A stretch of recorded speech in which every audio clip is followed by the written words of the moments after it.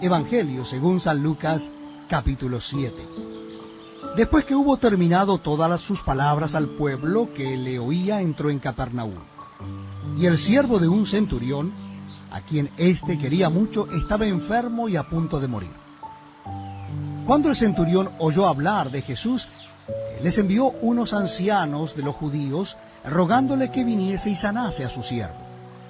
Y ellos vinieron a Jesús y le rogaron con solicitud, diciéndole: es digno de que le concedas esto, porque ama a nuestra nación y nos edificó una sinagoga.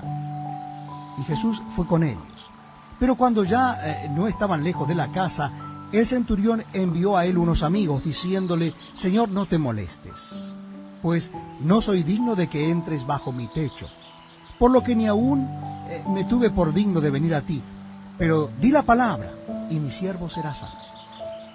Porque también yo soy hombre puesto bajo autoridad, y tengo soldados bajo mis órdenes, y digo a este: ve y va, y al otro: ven y viene, y a mi siervo: haz esto, y lo hace.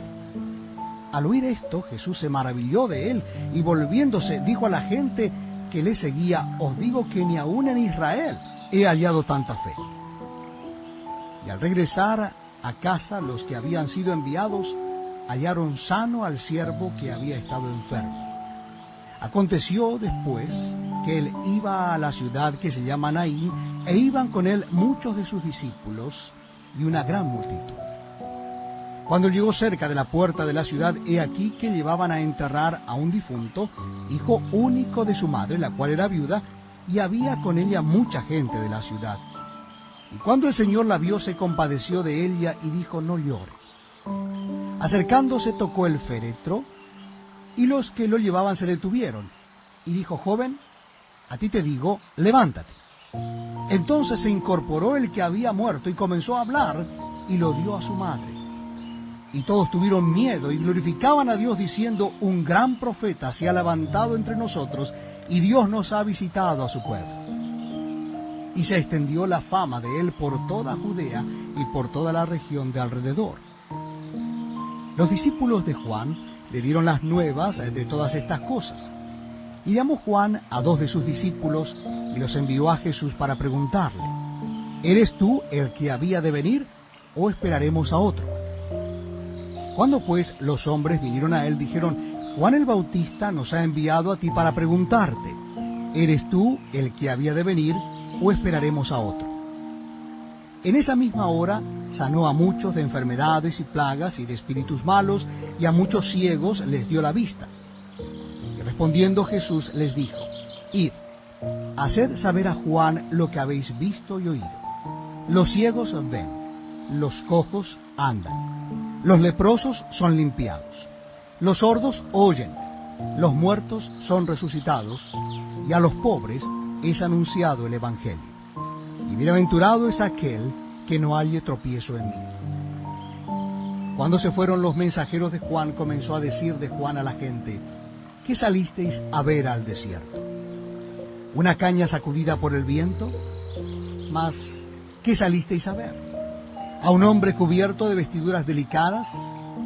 He aquí, los que tienen vestidura preciosa y viven en deleites, en los palacios de los reyes están. ¿Mas qué salisteis a ver? ¿A un profeta? Sí, os digo, y más que profeta. Este es de quien está escrito: he aquí, envío mi mensajero delante de tu faz, el cual preparará tu camino delante de ti. Os digo que entre los nacidos de mujer no hay mayor profeta que Juan el Bautista. Pero el más pequeño en el reino de Dios es mayor que él. Y todo el pueblo y los publicanos, cuando lo oyeron, justificaron a Dios, bautizándose con el bautismo de Juan. Mas los fariseos y los intérpretes de la ley desecharon los designios de Dios respecto de sí mismos, no siendo bautizados por Juan. Y dijo el Señor: ¿a qué pues compararé los hombres de esta generación, y a qué son semejantes? Semejantes son a los muchachos sentados en la plaza, que dan voces unos a otros y dicen: os tocamos flauta y no bailasteis, os endechamos y no llorasteis. Porque vino Juan el Bautista, que ni comía pan ni bebía vino, y decís, demonio tiene.